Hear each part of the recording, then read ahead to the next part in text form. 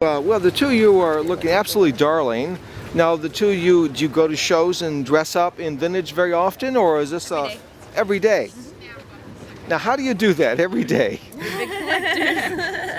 So, where do you find your clothing?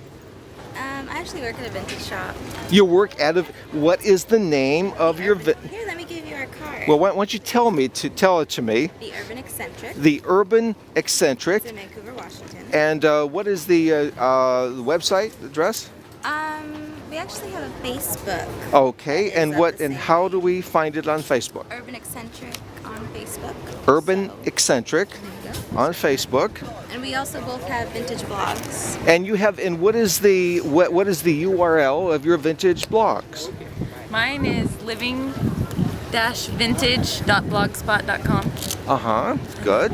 And what is yours? Mine is vixenvintage.blogspot.com. Vixen Vintage. Well, now Vixen, is that a female fox? Can't you tell? And so, have you had any interesting stories on your blogs? All the time. Yeah, Well, very give me an example of an Well, interesting. we're going to talk about Expo when we get home, that's for sure. Okay. Well, what are some of the other interesting stories that you've had on your blog? Oh gosh, let's see. Well, we mostly write about kind of what we wear.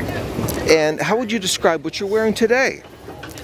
I see you've got long dresses and tattoos. Now that's a interesting combination.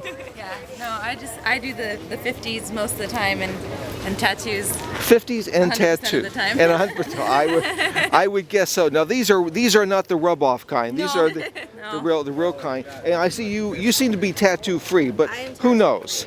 I am. She's hiding. No. And so what made the two of you decide to go into the vintage clothing business? I love being called babe. No. You love being called babe. I don't know, because we like to look glamorous. Well, you absolutely do. Thank you. Okay.